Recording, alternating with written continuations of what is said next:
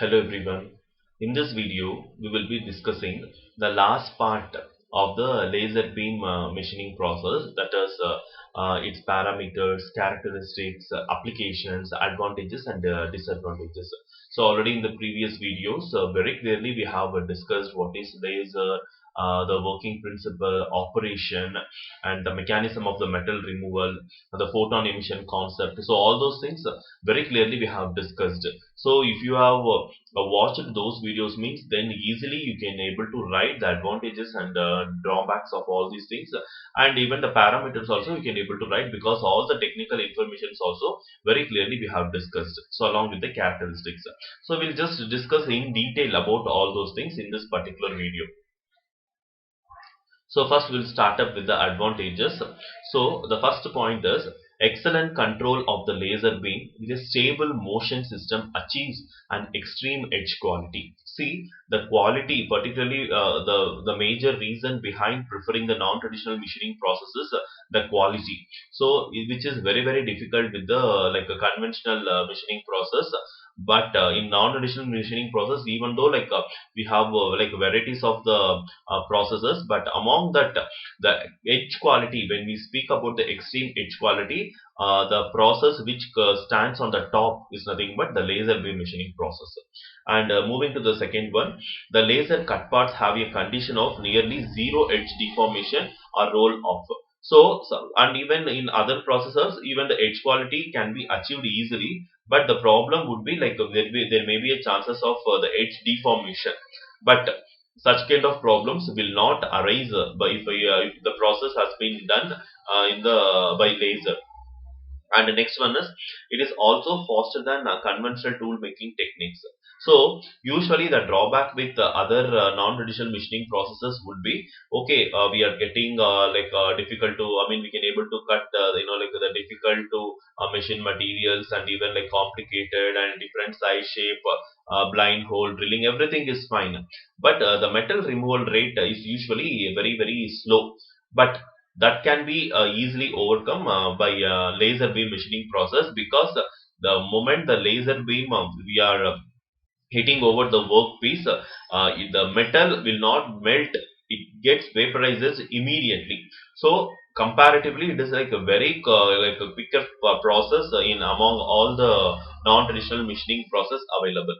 And the laser cuttings have a higher accuracy rates over other methods using heat generation as well as the water jet cutting. That's what we were telling. Since it is very fast and very quick, there is no like a point of like the time consumption and the time duration. I think very quickly we can able to complete, and there is a quicker turnaround for parts regardless of the complexity, because stages of the design of the parts can be easily accommodated, because the workpiece we will be keeping in a table is such a way that either we can able to rotate the table, I mean, or else if you are facing difficulty with like other methods where we need to turn the table, rotate the table, changing the direction, no issues, we can able to turn the laser equipment itself, so that that difficulties also we can able to avoid. So directly we can able to get the output, like different shape or size or different what is that design, whatever you're looking for, that can be easily achieved without moving the table or the workpiece. And laser cutting also reduces the wastages. And what are all the disadvantages? Here, the material being cut gets very hot. So in narrow areas, the thermal expansion may be a problem. Okay, maybe it is not applicable for all these things. Maybe for the narrow areas, the thermal expansion is generally a problem.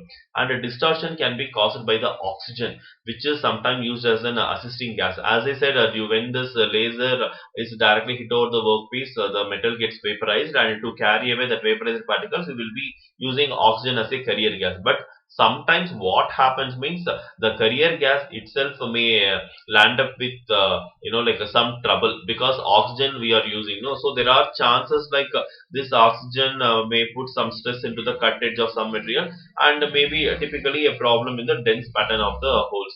So in that situations we need to just change the carrier gas. Instead of the oxygen we can go with some nitrogen kind of gases. and lasers also require high energy, so making them costly to run. So it is little expensive process. Most all the non-traditional machining process are expensive. So laser also no like optional in that. It is also a very costly. And lasers are not very effective on metals such as aluminum and copper alloys due to their ability to reflect light as well as absorb and conduct heat. So the workpiece for some material it is not possible because the materials what we are considering as a workpiece, so it should not be like a highly reflective nature. But aluminium and copper are generally like highly reflective nature, so that is usually avoided. So that is a drawback. So neither it's like this lasers appropriate to use on the crystals, glass, and other transparent material. Like all the materials which is highly reflective nature cannot be machined. It can be machined with a lot of difficulty. It should be machined. And moving to the process capabilities, so the laser beam machining process uses a highly coherent light source, as we all aware, and this beam can be focused by means of a lens or focusing lens on a very small spot in the workpiece. Okay, this also we are aware. The high power radiation of the laser gives rise to high temperature on a small area of the workpiece, and this initiates the cutting process in the work material. So the equipment consists of ruby crystal placed inside a flash lamp, and the flash lamp is used to produce a high intensity light rays. And here just by using this picture I have just shown this, you can see this, the ruby crystal which is stimulated and which is produces a highly spatial laser beam. So when the rays hit the work surface, it causes partial or the complete vaporization of the surface material. You can able to see the laser beam which is hitting the workpiece. And of course we are using a gas source as a carrier purpose, for the carrier purpose, so with the help of a nozzle. So it is carrying away that one. Usually the recommended carrier gases are air, oxygen, and nitrogen. And what are the design consideration to be followed? So we need to always recommend the non-reflective workpiece surfaces for the like operation. And the sharp corners are difficult to produce, and deep cuts produce a little tappers. So this is also an important parameter to be considered, and we need to consider the effects of high temperature on the workpiece material. So what are the characteristics?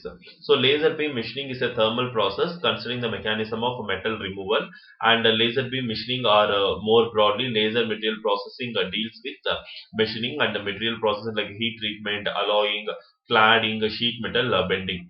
Laser stands for light amplification by stimulated emission of radiation. As laser interacts with the material, the energy of the photon is absorbed by the work material, leading to the rapid substantial rise in local temperature. This in turn results in melting and vaporization of the work material, and finally material removal. So similarly, as we can see in the sketch, the laser beams can be focused over a spot size of 10 to 100 micrometer with a power density as high as 1 megawatts per mm square. The electrical discharge typically provides even higher power density with a smaller spot size. So electron beam machining and laser beam machining are typically used with high power density to machine materials. So the mechanism of material removal is primarily by melting the rapid vaporization due to the intense heating by the electrons and laser beam respectively. So moving to the versatility, where laser beam can be used in wide range of manufacturing applications like metal removal, like drilling, cutting, and tree panning. So welding, cladding, alloying, drilling micro-sized holes using laser in difficult to cut machine materials is the most dominant application in the industry. So in laser drilling, the laser beam is focused over the desired spot size. For thin sheets, pulse laser can be used. For thicker ones, continuous laser may be used. So major typical applications would be metal removal, cutting, welding, cladding, and soldering. These four are the major metal things.